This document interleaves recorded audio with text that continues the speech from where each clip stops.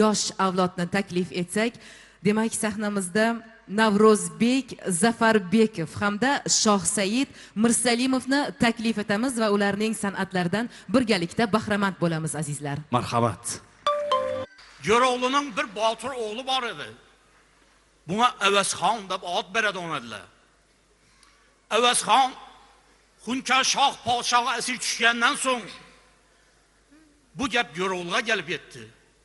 Ana şu vaqtında Jo'roğlu'na 24 bin tekeli Türkmenin 18 bin öyle eğlidiramı var idi. Bu bir köp bir ağızbirçilikli el boladı onadı.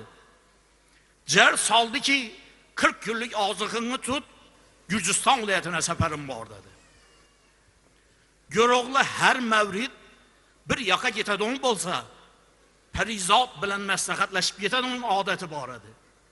Sebep deseniz, Perizat dünyadaki boladigan işlerini öz dırnağında görüp oturadı onaydı.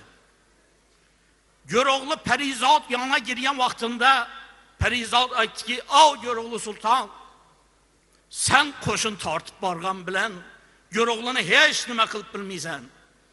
Eğer sen dur, men ölemende yiğitlerden 40 yiğitini saylap alıp baradığın bolsan, bir avreyi tap geliydi yağdayın var dedi. Ana şu vaxtında Jo'roğlu deşana çıkıp, özünü halkını inlap, Mərəkə meydan içinden, sen dur, men ölemen degen yiğitlerden 40 yiğitini saylap alıp, onlara kalender libasını giyizip, kural yaraklarını içandan beddedip atlarını zerten zeberten egellap şarpıllap atlanıp çıkıp yeteverdiler. Köp zaman yolunu tayık kılıp barandan son, Jo'roğlu bir söyle meydanda yiğitlerini to'xtatıp, mertlikni, vatanperverlikni madhatib bir söz aytdı. Çanlıbel'den Gürcistan'a köç bolsa, kolumga alurman beri bazımını. Goç yigitten goçak dörep goç bolsa, düşman aklı körsün meydan tüzümünü dep durga yeri.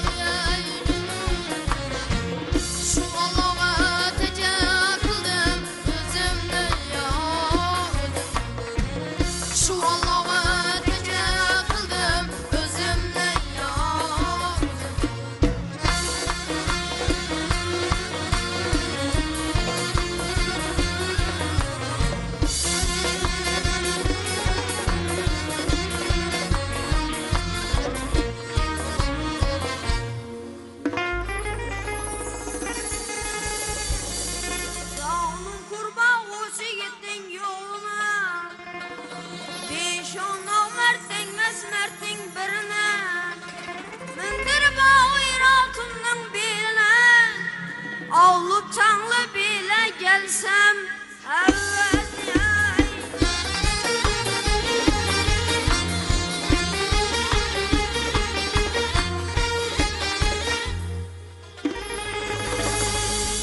Yorulay Türkçanlı bilne mekanım Ganımlı yolunda koyarım ben canım Ya ezel birini çekilmirse amanım Görün nice işler binav Eyler bana